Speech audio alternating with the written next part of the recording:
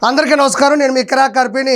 రీసెంట్గా కొడాలి నానికి ఏదో అస్వస్థతకు గురయ్యాడు. వెంటనే అతను కూడా ఏజీ హాస్పిటల్ హైదరాబాద్ తీసుకురావడం జరిగింది. మొదట గ్యాస్ట్రిక్ ట్రబుల్ అనుకున్నారు. ఆ తర్వాత గుండెకి సంబంధించినటువంటి ఇతర జబ్బులు కూడా బయటపడ్డాయి. అంటే కొంచెం సీరియస్గా ఉందని చెప్పడం జరుగుతుంది. మొదట అతన్ని హైదరాబాద్కి కాకుండా చెన్నైకి తీసుకెళ్తా అన్నారు. ఫస్ట్ అన్నాడు, అతను అన్నాడు. అది ఎందుకు అలా అంటున్నావు అంటే అప్పట్లో రజనీకాంత్ గారిని పట్టుకుని అనుచిత వ్యాఖ్యలు చేశాడు. దారుణమైనటువంటి బూతులు మాట్లాడడం జరిగింది రజనీకాంత్ గారి గురించి. కాబట్టి హైదరాబాద్ లాగా వాళ్ళు ఆంధ్రప్రదేశ్ లాగా చూసి ఊరుకోరుగా ఇక్కడ వాళ్ళలాగా అది పడయప్ప ఫ్యాన్స్. కాబట్టి మద్రాసు కానీ వెళ్ళాడంటే పడేసి కొడతారని భయపడి ఇక్కడికి రావడం జరిగింది. ఈ మహానుభావుడు గురించి పూర్తిగా చెప్పాల్సిన అవసరం లేదు, మీకు తెలిసే ఉంటుంది.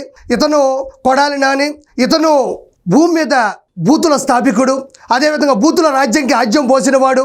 వైఎస్ఆర్సీపీ ఓటమికి మెయిన్ చిట్కా ఈ గుట్కా. కర్మ ఎవరిని వదిలిపెట్టదు. ఒక లోకేష్ గారిని, ఒక సిపిఎన్ గారిని, ఒక పవన్ కళ్యాణ్ గారిని, కార్యవర్గాన్ని, నాయకుల్ని, ఒకరిని కాదు ఆడవాళ్ళని ఇష్టారాజ్యంగా ఇష్టం వచ్చినట్టు నోటికి ఎంత వస్తే అంత మాట్లాడడం ఆ రోజుల్లో జరిగింది. కాబట్టి కర్మ ఎవరిని వదిలిపెట్టదు. కాబట్టి కర్మ ఎవరిని వదిలిపెట్టదు, కొడాలి నానిని అయితే అసలు వదిలిపెట్టదు. ఉదాహరణ చెప్పాలంటే అతను ఎందుకలా బూతులు మాట్లాడాడంటే అకౌంట్లోకి అమౌంటు, చేతిలోకి పేపరు, నోట్లోకి బ్యాగ్ పేపరు, గుట్టక కూడా వేయలేనంత గుట్కా వేసుకోవడం, మతం ఎక్కి మంది మీద పడడం వల్ల ఈరోజు ఈ స్థాయికి దిగజారిపోయాడు. మనోడే కాదు, ఇంతకుముందు వర్రా రవీందర్ రెడ్డి, అదేవిధంగా పోసాని కృష్ణమురళి, అదేవిధంగా రీసెంట్గా వలమనేని వంశీ, ఆ ముగ్గురు తర్వాత నెక్స్ట్ ఉన్న కోవలో ఉన్నది ఎవరు అంటే మన గుట్కా నాని. భయపడ్డాడు. అతని కళ్ళల్లో భయం వచ్చింది. ఎందుకంటే రెడ్ బుక్ అంటే చాలామంది తెలియకపోవచ్చు. ఎవరైతే చట్టాన్ని అతిక్రమించి ఏదైతే తప్పులు చేస్తారో సాక్ష్యాలతో కూడినటువంటి చట్టపరంగా వేసే సెక్షనే రెడ్ బుక్ అంటారు. ఆ రెడ్ బుక్లో కొడాలి నాని పేరు కూడా ఉంది. ఏమయ్యా ఆర్పి ఎక్కడున్నాయి ఆయనకు సంబంధించినటువంటి ఏదైనా సాక్ష్యాలంటే యూట్యూబ్ ఓపెన్ చేస్తే బూతులను కొడితే ఈక్వల్ టు కొడాలి నాని వస్తుంది. ఈరోజు అతను హాస్పిటల్కి వెళ్ళడానికి గల కారణం ఏంటంటే సానుభూతి కోసం.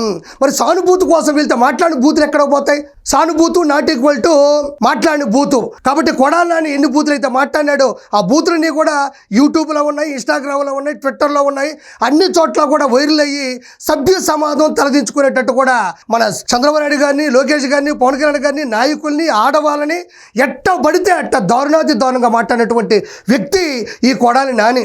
గుడివాడకి సంబంధించినటువంటి ఎలాంటి ఎదుగుదల కానీ అభివృద్ధి కానీ పట్టించుకోవడం కానీ అసభ్య పదజాలను మాత్రం దారుణంగా మాట్లాడినటువంటి వ్యక్తి ఇతను. నేను ఆ భగవంతుణ్ణి మనస్ఫూర్తిగా కోరుకుంటున్నా.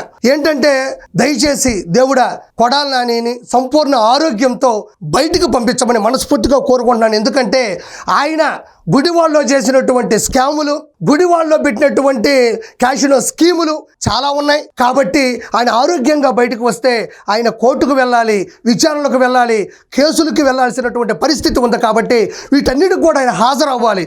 కాబట్టి ఆ భగవంతుడు అతన్ని సంపూర్ణంగా ఆయురారోగ్యాలతో చల్లగా బయటకు పంపించాలని మెల్లగా మిమ్మల్ని కోరుకుంటున్నాను. కాబట్టి కొడాలి నాని నెక్స్ట్ లోపలికి వెళ్ళబోతున్నాడు. Thank you so much.